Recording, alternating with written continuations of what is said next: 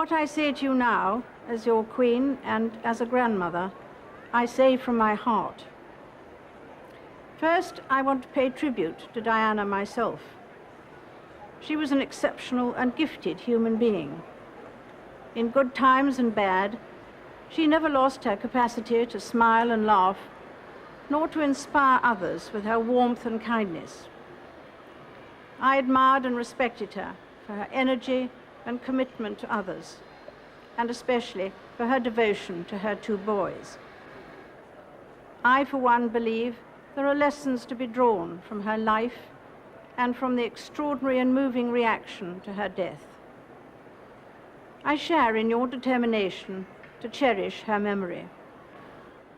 I hope that tomorrow we can all, wherever we are, join in expressing our grief at Diana's loss and gratitude for her all too short life. I sometimes wonder how future generations will judge the events of this tumultuous year.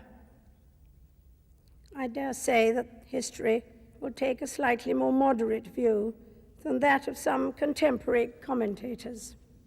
He who has never failed to reach perfection has a right to be the harshest critic.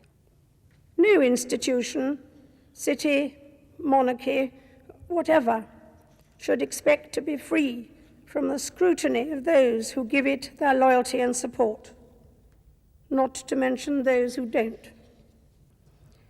But we are all part of the same fabric of our national society, and that scrutiny by one part of another can be just as effective if it is made with a touch of gentleness, good humor, and understanding.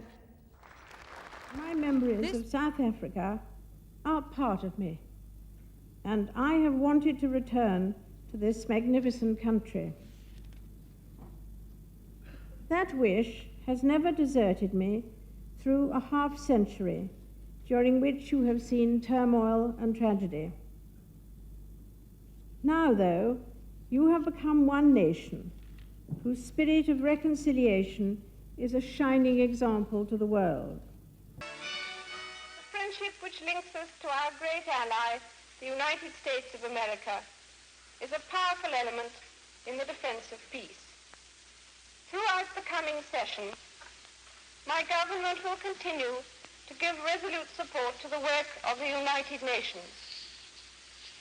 The improvement of relations between East and West remains a primary object of our policy.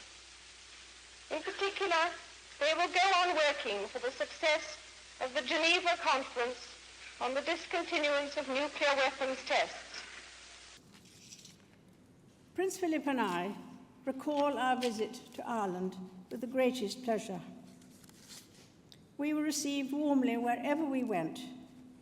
Dublin, the city of Cork and its English market, Ireland's historic landmarks like the Rock of Cashel, your people's famous hospitality, and of course Ireland's thoroughbred horses. All these and much more left a happy and enduring impression. But even more pleasing since then is that we, the Irish and British, are becoming good and dependable neighbours and better friends, finally shedding our inhibitions about seeing the best in each other. Our two governments have responded to the change in mood. We now cooperate across the full range of public business. Indeed, there is today no closer working relationship for my government than that with Ireland. The threat to our environment is not a new concern, but it is now a global challenge which will continue to affect the security and stability of millions for years to come. Many of those affected are among the most vulnerable, and many of the people least well able to withstand the adverse effects of climate change live in the Commonwealth.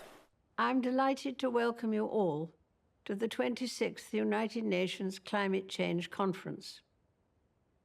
And it is perhaps fitting that you have come together in Glasgow, once a heartland of the Industrial Revolution, but now a place to address climate change.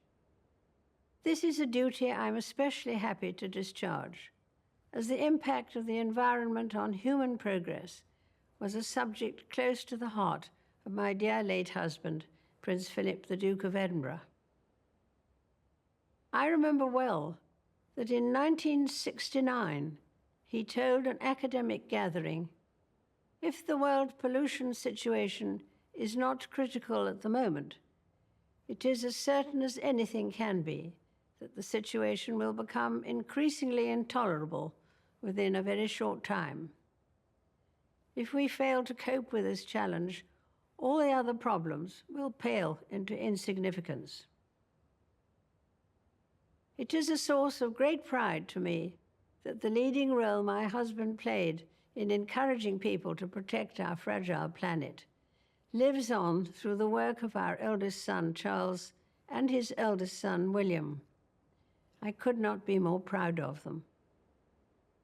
Indeed, I have drawn great comfort and inspiration from the relentless enthusiasm of people of all ages, especially the young, in calling for everyone to play their part. In the coming days, the world has the chance to join in the shared objective of creating a safer, stabler future for our people and for the planet on which we depend.